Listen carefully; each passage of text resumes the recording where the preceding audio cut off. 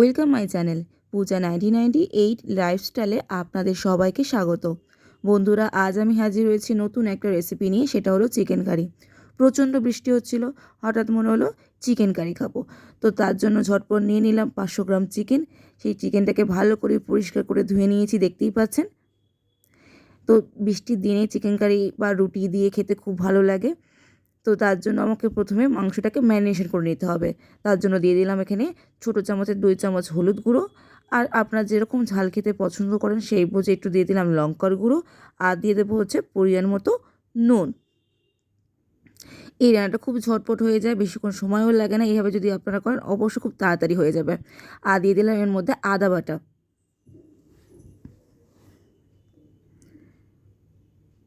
এরপরে দিলাম সামান্য সর্ষের তেল। ম্যারিনেশনটা ভালোভাবে আমাকে করে নিতে হবে। মাংস যত ভালোভাবে ম্যারিনেট করবেন টেস্টটি তত ভালোভাবে হয়। তো সেক্ষেত্রে পুরো সবগুলো মশলাকে আমি একভাবে ভালো করে মাখিয়ে নিলাম। এইভাবে আমি 10 থেকে 15 মিনিট রেখে দেবো।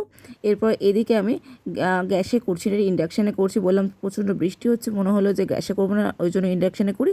তার জন্য ইন্ডাকশানে আমি কড়া বসিয়ে দিয়েছি, আর দিয়ে দিলাম সর্ষের তেল। রান্নাটা সম্পূর্ণ সর্ষের তেলে হবে।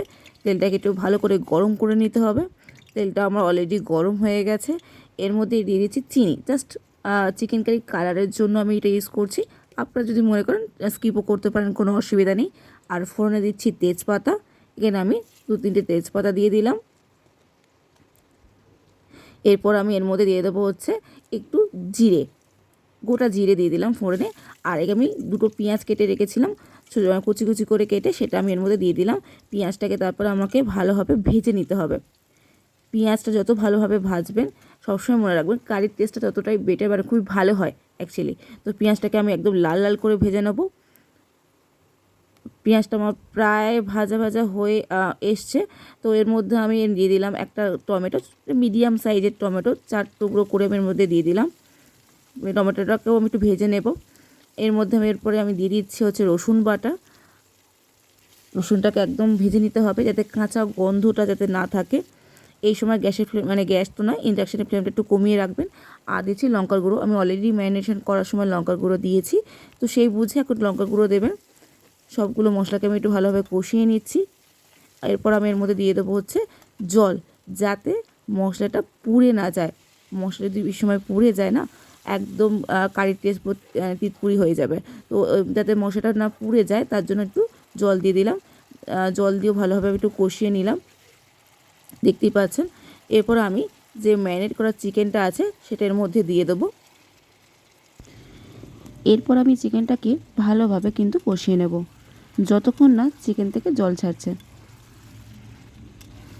এই সময় গ্যাসের ফ্লেমটা মিডিয়ামে রাখবেন, ঠিক আছে? মিডিয়ামে রেখে ভালো করে 7 থেকে 8 মিনিট ধরে চিকেনটাকে কষিয়ে নেবেন, যতক্ষণ না চিকেন থেকে তেলটা ছেড়ে আসছে। দেখুন আমার চিকেন থেকে অনেকটা প্রায় তেল ছেড়ে দিয়েছে। আমার মশলা কষানো প্রায় হয়ে এসেছে। আপনারা চাইলে এই রকমও আপনারা সার্ভ করতে পারেন রুটি পরোটা দিয়ে, কোনো অসুবিধা নেই। আমি আরেকটু নুন দিয়ে দিচ্ছি, আর দিয়ে দিচ্ছি একটু লঙ্কার গুঁড়ো। আপনারা পরিমাণ বুঝে দিতে পারেন এই সময়টা, কোনো অসুবিধা নেই। এটা রুটি বা পরোটা দিয়েও খুব ভালো লাগে, ঝটপট হয়ে যায়। এরপর আমি একটু গ্রেভি রাখবো, তো ওই জন্য আমি এর মধ্যে একটু দিয়ে দেবো হচ্ছে জল। সেটা খুবই সামান্য, দেখতেই পাচ্ছেন চিকেন অলরেডি সিদ্ধ হয়ে গেছে। এই খুবই সামান্য জল দিলাম, জাস্ট যেটুকু আমি গ্রেভি চাইছি সেইটুকু। এরপর আমি এটাকে একটু ফুটতে দেব। 5 থেকে 7 মিনিটের মতো আমি একটু ফুটিয়ে নিয়েছি। আমার একদম চিকেন কষা রেডি হয়ে এসেছে। এরপর আমি দিয়ে দেবো হচ্ছে মিট মশলা গুঁড়ো। আপনারা চাইলে গরম মশলা, যেটা গোটা গরম মশলা বেটেও দিতে পারেন, বা মিট মশলাও দিতে পারেন, কোনো অসুবিধা নেই। অবশ্যই আপনারা বাড়িতে এভাবে ট্রাই করে দেখবেন কেমন হয়েছে। অবশ্যই কিন্তু আমাকে কমেন্ট করে জানাতে ভুলবেন না, এবং অবশ্যই লাইক, কমেন্ট এবং শেয়ার করবেন। এরকম নিত্য নতুন রেসিপি দেখার জন্য আমার চ্যানেলটাকে কিন্তু সাবস্ক্রাইব করে নিতে ভুলবেন না। আজকের মতো টাটা।